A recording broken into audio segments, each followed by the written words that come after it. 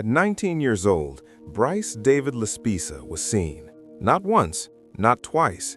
He was seen by the kind of people whose job is to notice when something is wrong. A roadside worker, a law enforcement officer, and the one person who knew his voice better than anyone, his mother, Karen Laspisa. And every single one of them, in one way or another, gave the same description. Bryce was calm. He was lucid. He did not look drunk. He did not look high. He did not look like someone in a rush to disappear. Now hold on to that, because just hours later, in the early morning darkness near Castaic Lake in Los Angeles County, Bryce's beige 2003 Toyota Highlander was found down in a ravine on its side, and Bryce was gone. Not missing as in maybe he wandered off and came back. Gone as in the car was there, but the driver wasn't. Inside that Highlander, investigators would later confirm the kinds of things people don't leave behind if they're planning a new life. His phone, his wallet, his laptop, his belongings, still inside. So whatever happened next happened fast. And it happened after Bryce had already spoken to people who said he seemed fine. Here's what makes this case hard to shake.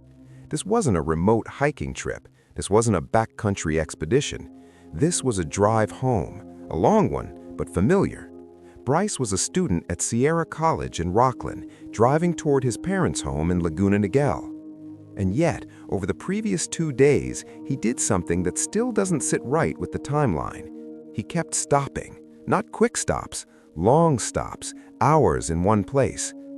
On August 29, 2013, Bryce ran out of gas in Buttonwillow in Kern County and called for roadside help. He got the fuel, but instead of getting back on the road, he stayed parked in the same spot for hours.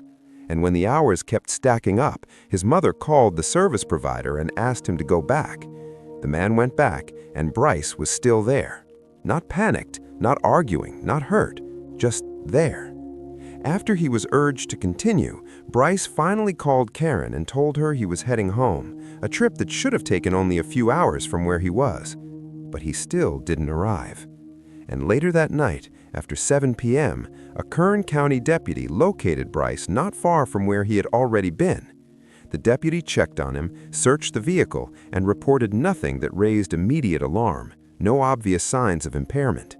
So ask yourself this: how does a teenager speak with a deputy, get cleared, and then vanish before sunrise?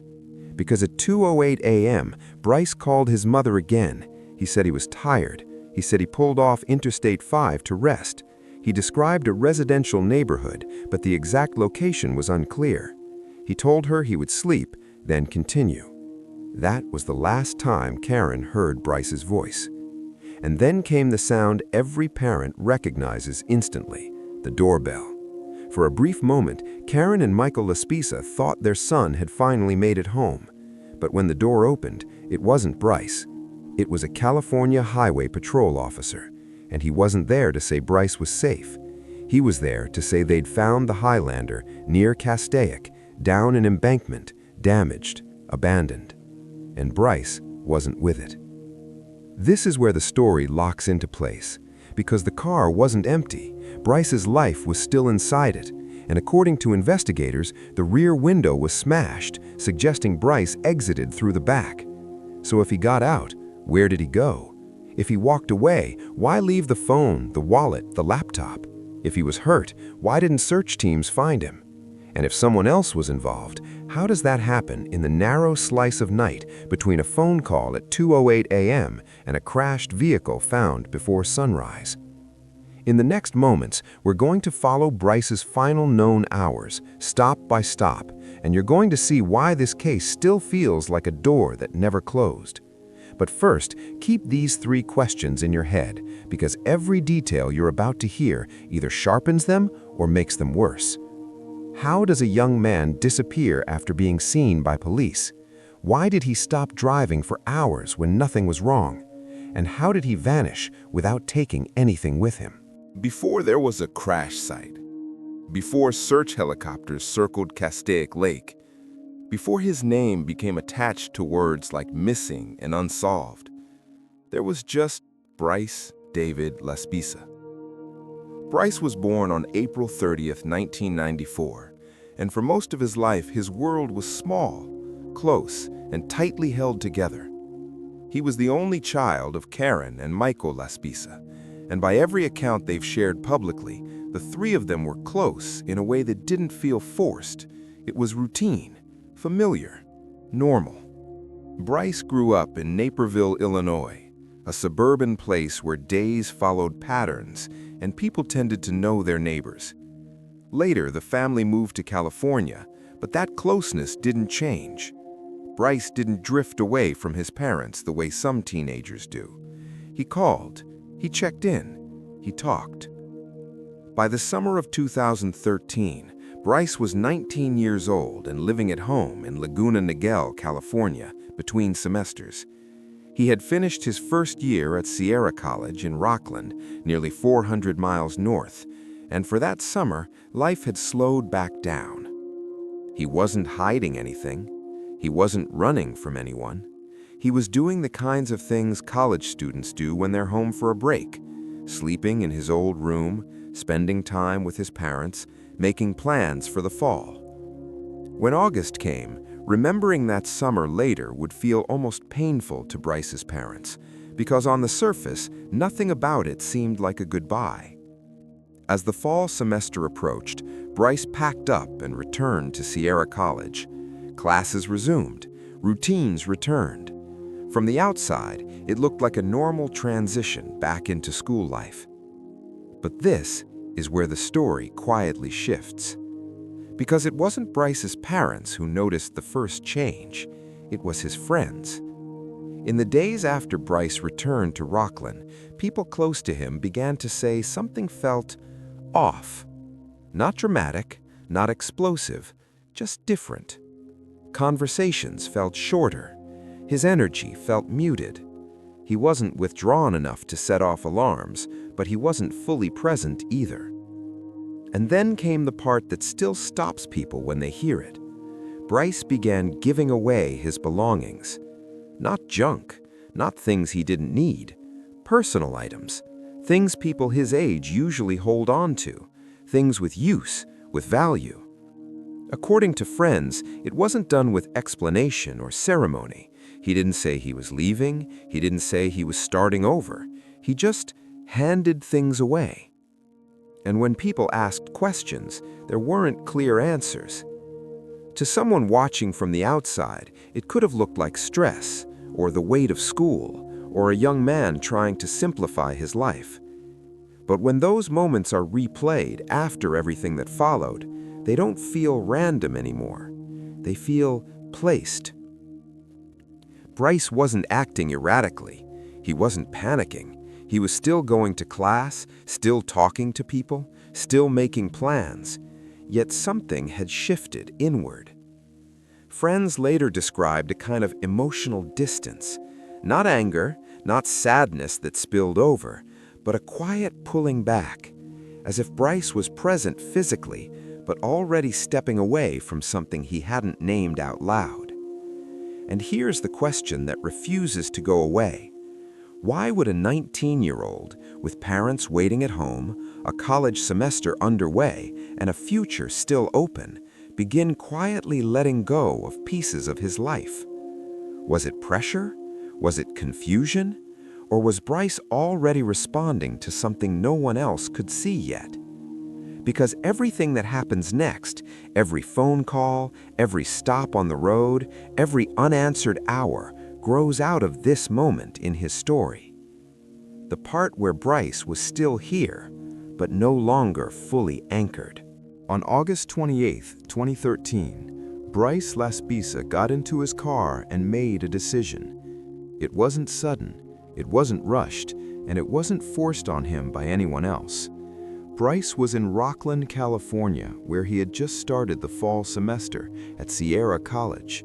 Classes were underway, his car was working, his phone was on. His parents were several hundred miles south in Laguna Niguel, living their normal lives, unaware that anything out of the ordinary was about to begin. That morning, Bryce pointed his car north, not south, and drove to Chico. It was a deliberate choice, a several-hour drive made with a clear purpose. Bryce went there to see his girlfriend, and when he arrived, he ended the relationship. There are no reports of a dramatic argument, no calls for help. No one described yelling or chaos, just a breakup, the kind that happens quietly every day all over the country, especially among people his age. After it was over, Bryce left her apartment, and then, according to investigators and later reporting, he did something that would shape everything that followed. He decided to go home. Not for a weekend visit, not for a quick check-in. Bryce decided to make the roughly 500-mile drive from Northern California all the way back to his parents' house in Orange County. This is an important detail, because Bryce didn't abandon school. He didn't quit. He didn't tell anyone he was leaving for good. He simply chose to drive home. He had the car, he had the time, and on paper there was nothing unusual about a 19-year-old wanting to be with his parents after ending a relationship. But here's where the quiet tension settles in. Bryce didn't call his parents before he left. He didn't text to say, "I'm coming home." He didn't mention the breakup. He didn't ask if they were around. Karen and Michael Laspisa would only learn about this trip later, piece by piece, as they tried to reconstruct his final movements. And that absence of communication matters, because Bryce wasn't someone who avoided his parents. By every public account, he spoke to them regularly. He checked in. He didn't disappear into silence without a reason. Yet on this day, after a breakup significant enough to send him across half the state, Bryce chose not to tell them where he was going. Instead, he got back into his car and started south. This wasn't to drive into the unknown. It wasn't a back-road gamble.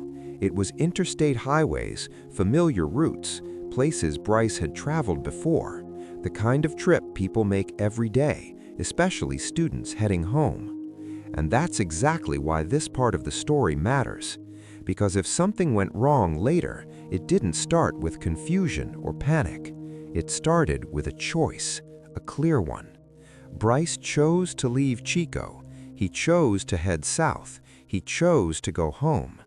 So when the timeline begins to stretch, when the hours stop lining up, when the car stops and doesn't move, you're left with a question that has no comfortable answer. If Bryce knew exactly where he was going, why didn't he tell the people waiting for him? If there is a single place where the story of Bryce Laspisa slows down, tightens, and refuses to move forward, it's Buttonwillow, California. By August 29, 2013, Bryce had already been on the road for hours. He had left Chico the night before. He was heading south, toward Laguna Niguel, toward his parents, toward a home he knew well. This was not unfamiliar territory. But sometime late that morning, Bryce's car rolled to a stop along the side of the road in Kern County. He had run out of gas. On its own, that detail doesn't sound alarming. People misjudge fuel levels every day. Bryce did what anyone would do. He called for roadside assistance.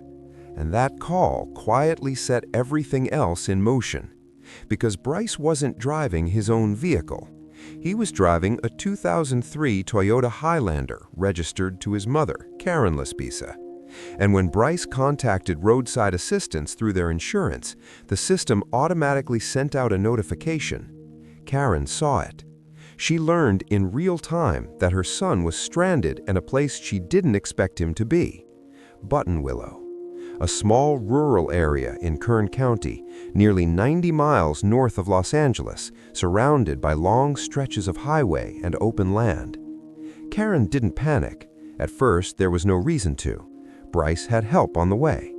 A local service station owner responded and delivered gasoline to Bryce's location. The problem was solved, or at least it should have been. Because after the gas was delivered, Bryce didn't leave. Minutes passed, then an hour, then another. The car stayed exactly where it was. This wasn't a rest stop. It wasn't a scenic pull-off. It was the side of the road. As time stretched on, Karen tried calling Bryce. She couldn't reach him. and the longer the silence lasted, the more that insurance notification stopped feeling routine. Eventually, Karen made a decision that no parent wants to make. She called the service station owner back. She asked him if he would return to where Bryce had been earlier and check on him again. The man agreed, and when he arrived, he found something that made no sense. Bryce was still there. The car hadn't moved. The gas tank had been filled. The problem that stopped him was gone. Yet Bryce remained parked in the exact same location. The service station owner later described Bryce as calm, polite, not agitated, not confused, not visibly impaired. Nothing about him suggested an emergency unfolding inside that vehicle. The man spoke with Bryce, encouraged him to continue his drive, reminded him he still had a long way to go. Bryce listened, and after that second visit, Bryce finally called his mother. He told Karen he was heading home. From where he was sitting, the drive to Laguna Niguel should have taken around 3 hours. Karen believed him. Why wouldn't she? The car worked. The gas was there. Someone had physically seen Bryce and said he seemed okay. So Bryce pulled away. Except he didn't get far. And here's where Buttonwillow stops being a place on a map and starts becoming a question that no one has been able to answer. Because later that same day, when Bryce still hadn't arrived, Karen and Michael Laspisa reported him missing. Authorities checked his phone, and what they found was unsettling in its simplicity. Bryce's phone was still in Kern County, not moving south, not closing the distance, still there. After 7 p.m., a Kern County deputy located Bryce again, just a short distance from where he had already been earlier. Think about that. Hours after saying he was on his way home, hours after having gas delivered, hours after being encouraged to drive, Bryce was still near Buttonwillow. The deputy spoke with him, checked the vehicle, looked for signs of intoxication or distress. Nothing stood out. No drugs, no alcohol, no urgent warning signs. The deputy even contacted Karen to reassure her. Bryce seemed fine. And that's the moment the tension locks in. Because from the outside, there was no mechanical failure, no medical emergency, no obvious danger.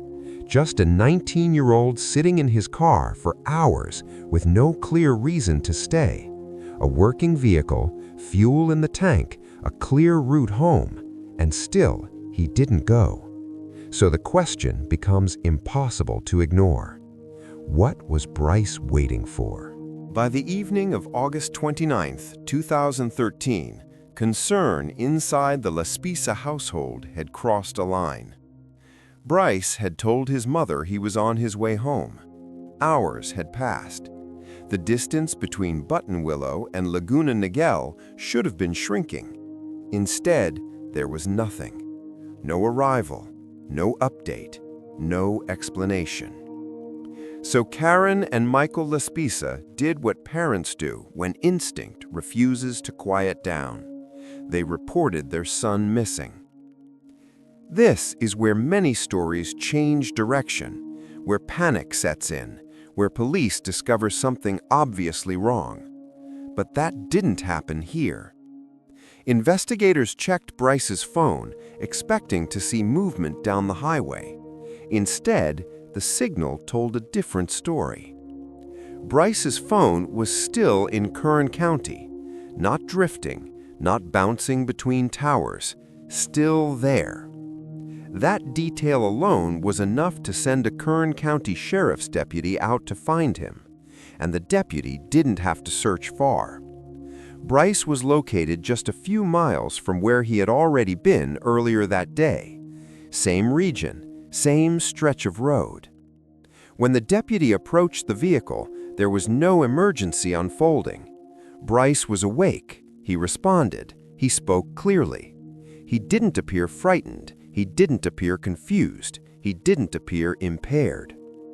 The deputy searched the 2003 Toyota Highlander. No drugs, no alcohol, no weapons, Nothing that suggested Bryce was in immediate danger or about to cause harm to himself or anyone else. Bryce was described as polite, coherent, calm enough that the interaction never escalated. And that matters, because in missing person cases, this is usually where the warning signs show themselves. But here, they didn't. The deputy contacted Karen Laspisa directly. He told her he had found Bryce. He told her her son seemed okay. He told her there was nothing obvious to be concerned about. For a parent who had spent the day watching hours slip by without answers, that phone call landed like relief. Karen later said that at that point, they were not alarmed. Think about that. This wasn't a family ignoring danger. This wasn't denial. This was reassurance coming from law enforcement telling them their son was fine. So Bryce wasn't restrained, he wasn't taken anywhere, he wasn't ordered to stop driving. Instead, he was encouraged to continue on his way. And Bryce agreed. He got back onto the road. This is the moment that quietly reshapes everything. Because from this point forward, the idea that Bryce vanished because something was obviously wrong no longer fits. He had been seen, he had been spoken to, he had been cleared. A police officer looked him in the eye and saw no immediate danger. So if Bryce later disappeared, it didn't happen because no one noticed him. It happened after he was noticed, which leaves one question hanging, heavier now than ever. If police cleared him, why did this still end in disappearance?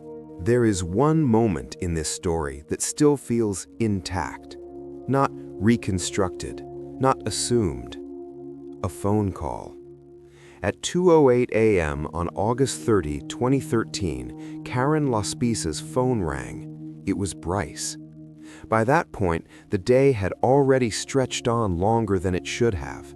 Bryce had been located by a deputy. He had spoken clearly. He had been encouraged to continue driving. And according to everyone involved, there was nothing urgent, nothing visibly wrong. So when Karen saw her son's name on the screen in the middle of the night, she answered.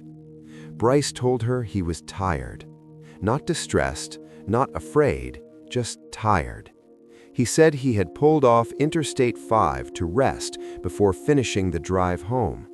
He explained that he didn't feel safe continuing while exhausted, and that he planned to sleep for a bit, then keep going later.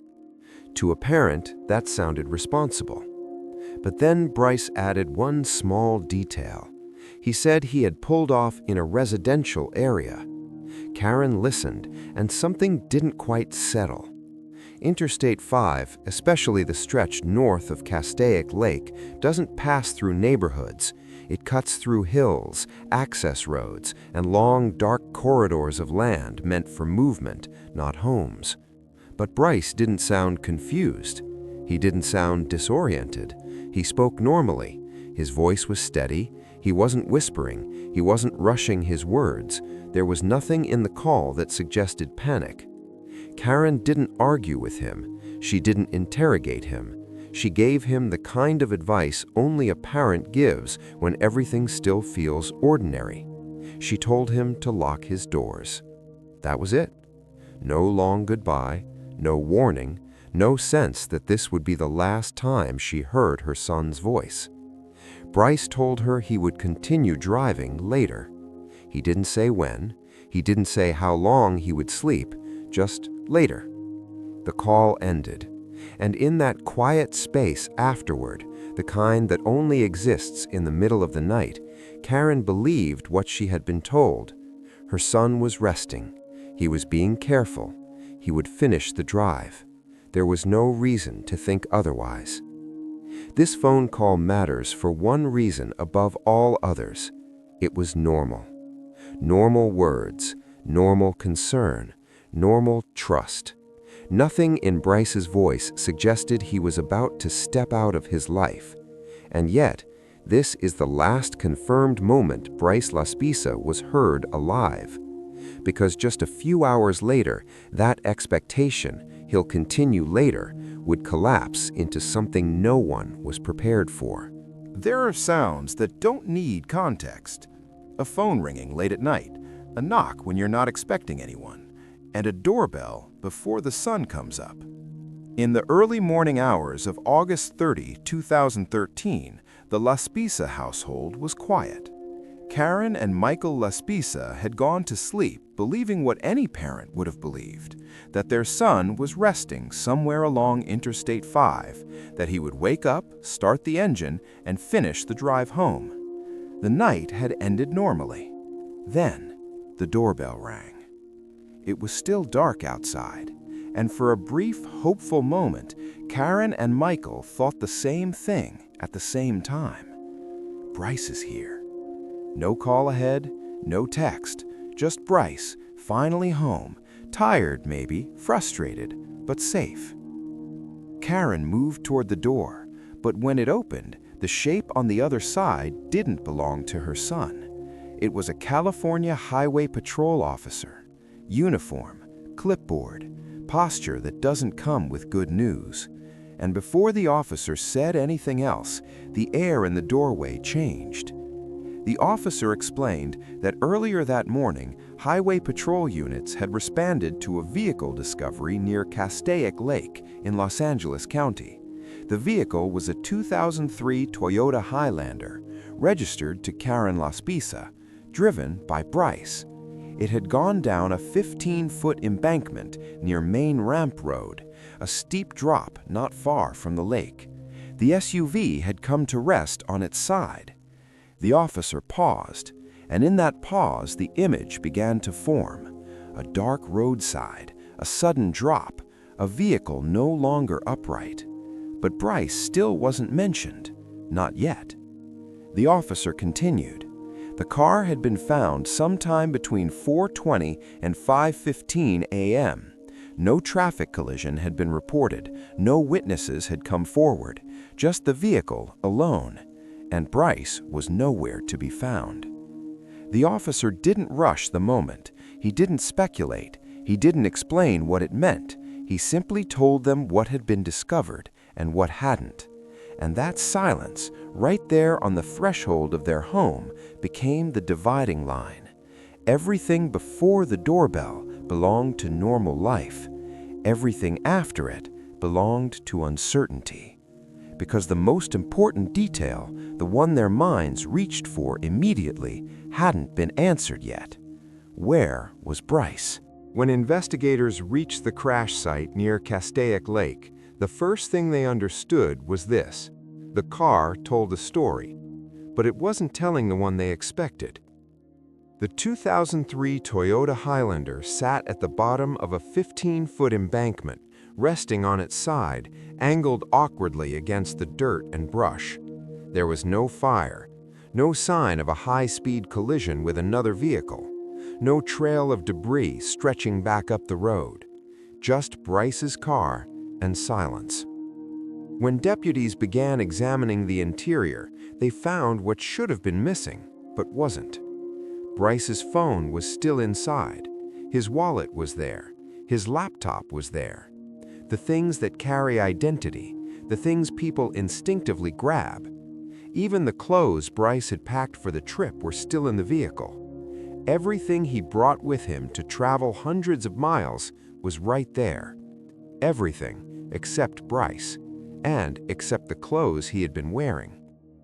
That detail stopped the search from feeling routine, because people don't usually walk away from a crash without their phone. They don't leave behind their wallet. They don't abandon the things that let them call for help. And they don't step out barefoot, half-dressed or unprepared, unless something interrupts the decision-making process. As investigators moved around the SUV, another detail came into focus. The rear window of the Highlander had been broken out, not shattered by impact, removed. Based on the damage pattern, investigators concluded that Bryce had likely crawled from the front seat through the back of the vehicle and exited through the rear window. That detail matters, because it means Bryce was moving with intention after the crash. He wasn't unconscious. He wasn't trapped. He was capable of navigating his way out of the vehicle. There was also blood on the windshield. At first glance, that detail sounds decisive, like an answer, but it wasn't. Investigators later determined the blood was consistent with impact from the crash itself, not evidence of injuries severe enough to prevent Bryce from walking. There were no signs of life-threatening trauma at the scene, no trail of blood leading away, no indication he collapsed nearby, which means Bryce survived the crash, long enough to get out, long enough to leave everything behind. And this is the exact moment where tragedy becomes something else. Because now the question isn't what happened in the crash, it's what happened after. Bryce had options. He could have stayed with the vehicle. He could have used his phone. He could have waited for daylight. Instead, he left.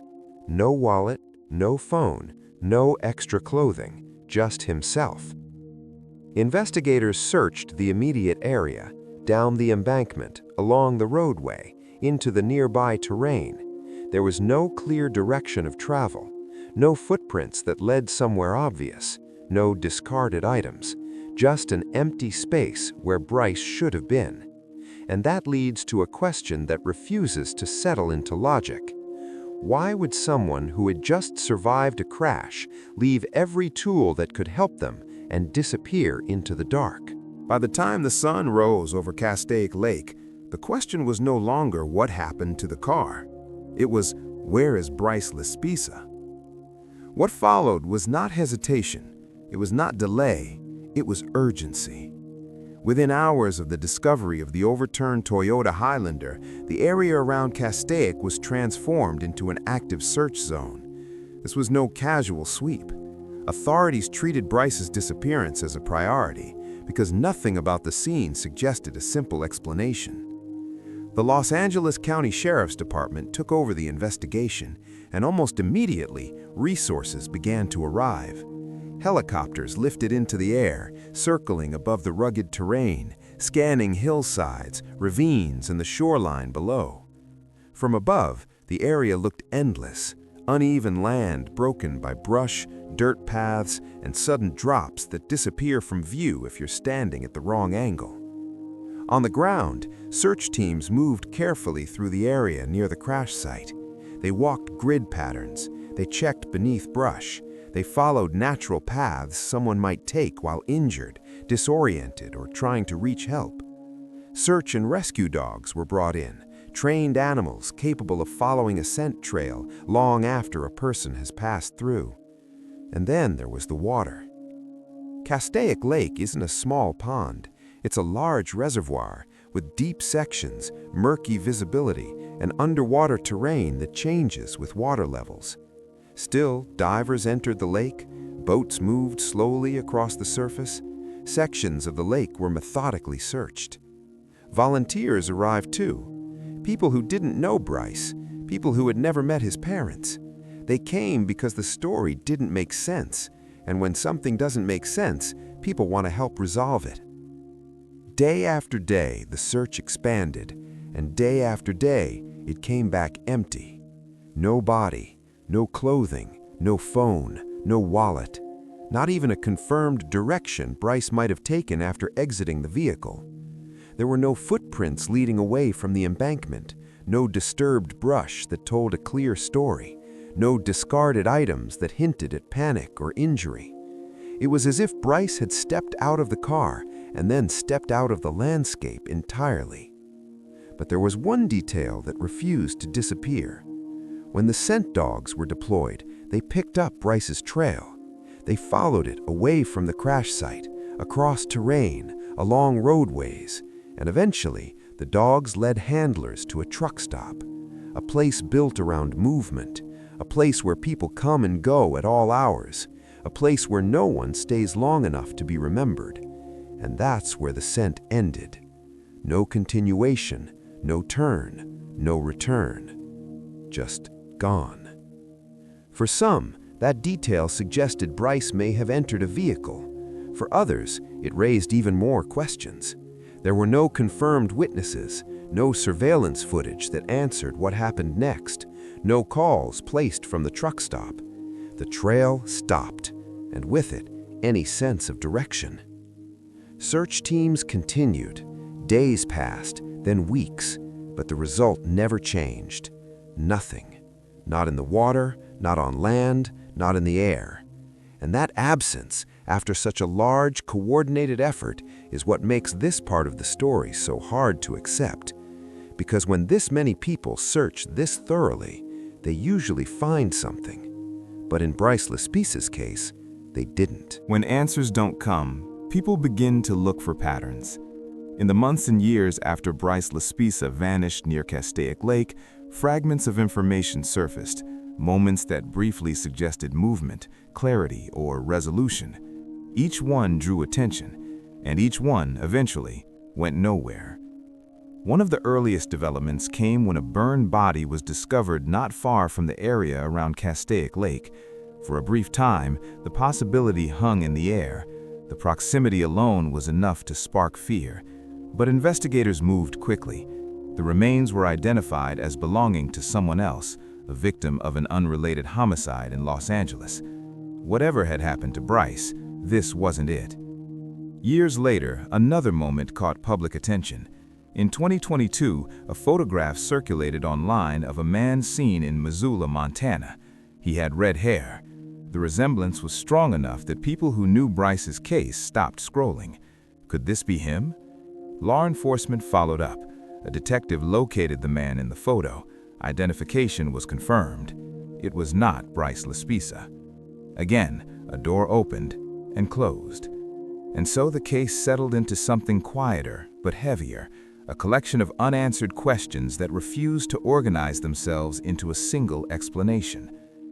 One of the details people return to again and again is the gap in time. Security cameras near the area where Bryce said he had pulled off captured his vehicle moving, once around 2 a.m. and again closer to 4 a.m. 2 passes, same hill, same direction. So where was Bryce in between? What happened during those missing hours that never appear on camera? Another detail that raises eyebrows is the way Bryce's vehicle traveled the roadway near Castaic. Why drive up the same hill twice? It suggests intention, or uncertainty, or something interrupting the path forward. Then there's the truck stop. Search dogs followed Bryce's scent away from the crash site, across terrain and toward that single location before the trail ended. Some wonder if Bryce entered another vehicle, hitchhiking, accepting a ride, choosing motion over stillness. Others question whether someone else was involved, not because there's evidence pointing clearly in that direction, but because there's a space where evidence should be, and it's empty. And then there's the question that divides people more than any other. Could Bryce have chosen this? A voluntary disappearance. He was 19, he had survived the crash, he left everything behind. But if that was the case, why leave the phone, the wallet, the laptop? Why leave the clothes packed for the trip? And why never surface again in a way that could be confirmed? Every theory answers one question and creates 2 more. What's left after all these years isn't a conclusion, it's a series of moments frozen in place. A car stopped where it shouldn't have been, a young man seen and spoken to, then gone, a trail that ends at a place built for passing through. And no matter which explanation you lean toward, one fact refuses to bend. Whatever happened to Bryce Laspisa didn't leave a clean outline. It left gaps, and those gaps are where this story still lives. After the searches ended, after the tips slowed, after the last confirmed sighting was ruled out, what remained was silence. Not the kind that comes with answers, but the kind that stretches on without them. As of today, the disappearance of Bryce David Laspisa remains an open case. No confirmed sightings, no verified contact, no physical evidence that explains where he went after stepping out of his car near Castaic Lake in the early morning hours of August 30th, 2013. Years have passed. Leads have come and gone. Photos have circulated. Phones have rung with hope and then gone quiet again. But nothing has closed the space Bryce left behind. If he is alive today, Bryce would be 31 years old, older than the teenager his parents last saw, older than the voice his mother heard at 2:08 a.m., older than the version of him frozen in missing person posters and case files. For Karen Laspisa, time hasn't moved the way it does for everyone else. In interviews over the years, she has spoken about that morning, about the doorbell, the officer, the words that followed, not as something that happened long ago, but as something she still lives inside. She has said, "I live with a permanent hole in my heart."